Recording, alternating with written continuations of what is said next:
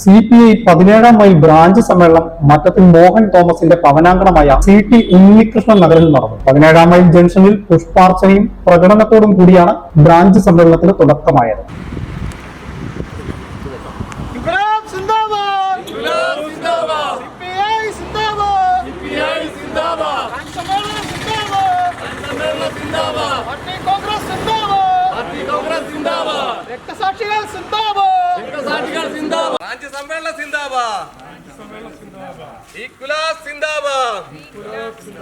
CPI സിന്ദാബാദ്, party Congress സിന്ദാബാദ്, branch സമ്മേളനം സിന്ദാബാദ്. സ്വാതന്ത്ര്യത്തിനും ജനാധിപത്യത്തിനും മനുഷ്യാവകാശത്തിനും വേണ്ടിയുള്ള പോരാട്ട പ്രവർത്തനങ്ങളിൽ നേരിനു വേണ്ടി പിടഞ്ഞു വീണവർ, അധർമ്മത്തിൻ്റെ കുന്തമുനകളുടെ മുൻപിൽ മുഷ്ടി ചുരുട്ടി നിന്നവർ, ചെന്നിടം കൊണ്ട് ഒരു നാടിൻ്റെ കിനാക്കളെ ചുമപ്പിക്കാൻ ജീവൻ പകരമായി കൊടുത്തവർ, കമ്മ്യൂണിസത്തിൻ്റെ ശക്തി പേടകം തുറക്കാൻ ജീവൻ നൽകിയവർ, രക്തസാക്ഷികളെ നിങ്ങൾക്ക് ലാൽ സലാം. രതീഷ് ചന്ദ്രൻ സ്വാഗതം പറഞ്ഞു. നമ്മൾ 25-ാം പാർട്ടി കോൺഗ്രസിന് മുന്നോടിയായിട്ടുള്ള ബ്രാഞ്ച് സമ്മേളനങ്ങൾ, ഘടക സമ്മേളനങ്ങൾ ഇപ്പോൾ നടന്നുകൊണ്ടിരിക്കുകയാണ്. ഈ വേളയിൽ നമ്മുടെ ബ്രാഞ്ച് സമ്മേളനത്തിൽ നമ്മുടെ വാഴൂർ 17-ാം മൈൽ ബ്രാഞ്ച് സമ്മേളനം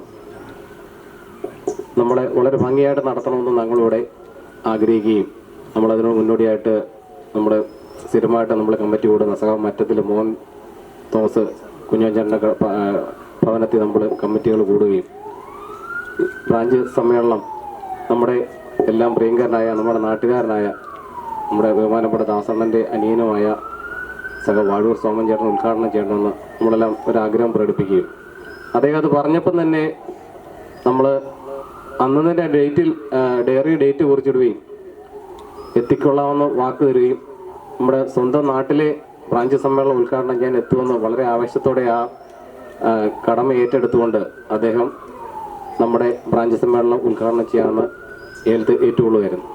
സഖാവ് രാമചന്ദ്രൻ അധ്യക്ഷത വഹിച്ച യോഗത്തിൽ പീരുമേട് MLA വാഴൂർ സോമൻ ഉദ്ഘാടനം നിർവഹിച്ചു.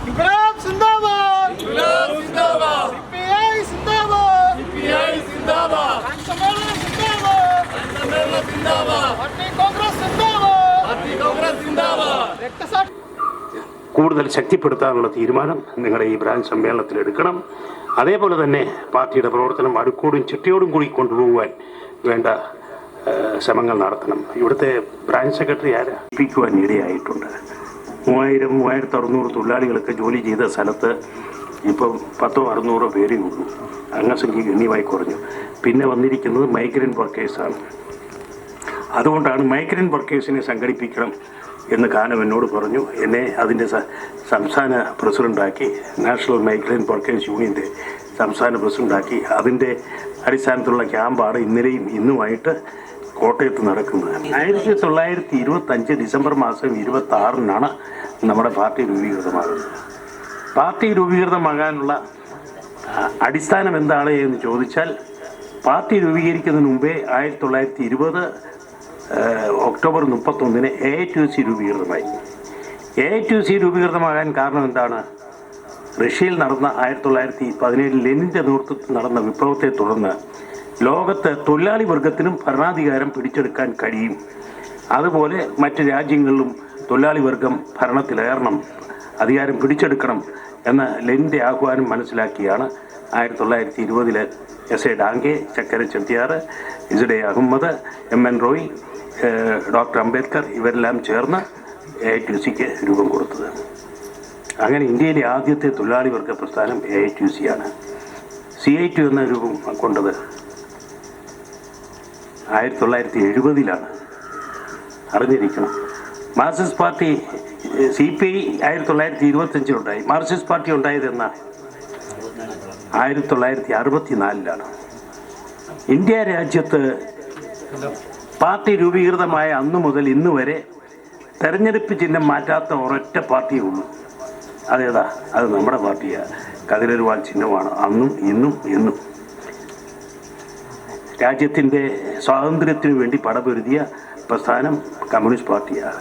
കോൺഗ്രസിനോടൊപ്പം തന്നെ കമ്മ്യൂണിസ്റ്റ് പാർട്ടിയും വളരെ സജീവമായി സ്വാതന്ത്ര്യ സമരത്തിൽ പങ്കെടുത്തിരുന്നു, ത്യാഗങ്ങൾ അനുഭവിച്ചിരുന്നു. നിരവധി സഹാക്കൾ എസ് ഡാങ്കെ ഉൾപ്പെടെ അവരെല്ലാം കാൺപൂർ ഗൂഢാലോചന കേസിൽ പ്രതിയായി അറസ്റ്റ് വരിച്ച് ജയിലിൽ കിടക്കുന്ന കാലമായിരുന്നു അതെല്ലാം. പക്ഷേ അതിനെയെല്ലാം അതിജീവിച്ചാണ് നമ്മുടെ പാർട്ടി ഇന്ത്യയിൽ ശക്തമായ വേരോട്ടമുള്ള പ്രസ്ഥാനമായി മാറി. ആന്ധ്ര, തെലങ്കാനയിലെല്ലാം നടത്തിയ ഐതിഹാസികമായ പോരാട്ടങ്ങൾ എന്ന് പറഞ്ഞാൽ തോക്കെടുത്തുള്ള പോരാട്ടമായിരുന്നു. പുന്നപ്പറ വയലാറിലും വാരിക്കുന്തവുമായിട്ടാണ് അന്ന് നമ്മുടെ സഹാക്കൾ പട്ടാളത്തെ നേരിട്ടത്. അത്ര ധീരോദാത്തമായ സേവനം അനുഷ്ഠിച്ചുള്ള ഒരു പാർട്ടിയും ഇന്ത്യയിലില്ല എന്നുള്ള യാഥാർത്ഥ്യവും നിങ്ങൾ മനസ്സിലാക്കണം. നമ്മൾ ഇനിയിപ്പം ലോക്കൽ സമ്മേളനത്തിലേക്ക് കടക്കും. മാർച്ച്, ഏപ്രിൽ മാസങ്ങളിൽ ലോക്കൽ സമ്മേളനം നടക്കും. അതിനുശേഷം ജില്ലാ സമ്മേളനം വൈക്കത്ത് വെച്ചാണ്. വൈക്കം എന്ന് പറഞ്ഞാൽ ദീർഘകാലത്തെ നമ്മുടെ പോരാട്ടങ്ങളുടെ വിളനിലമാണ് വൈക്കം. പി കൃഷ്ണപിള്ളയുടെ നേതൃത്വത്തിൽ വൈക്കം സത്യാഗ്രഹമൊക്കെ നടത്തിയതെല്ലാം നിങ്ങൾ ഓർക്കും. സി നാരായണ ഗുരുവും മറ്റ് നമ്മുടെ ഈ രാമസ്വാമി നായ്ക്കരും എല്ലാം ആ സമരത്തിൽ പങ്കെടുത്താണ് അന്ന് ക്ഷേത്ര പ്രവേശനത്തിന് വേണ്ടിയുള്ള പോരാട്ടം നടത്തിയത്. അവിടെ വെച്ചാണ് നമ്മുടെ ജില്ലാ സമ്മേളനം നടക്കുന്നത്. ആ ജില്ലാ സമ്മേളനം കഴിഞ്ഞാൽ ആലപ്പുഴയിൽ നമ്മുടെ സ്റ്റേറ്റ് സമ്മേളനത്തിലേക്ക് പോവുകയാണ്. പാർട്ടി കോൺഗ്രസ്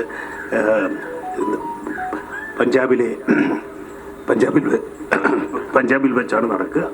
അപ്പോൾ ഈ സമ്മേളനങ്ങളെല്ലാം ഇനി തുടർച്ചയായിട്ട് വരികയാണ്. അപ്പോൾ വളരെ സജീവമായി നമ്മുടെ പാർട്ടി മുന്നോട്ട് പോകേണ്ടതാണ്.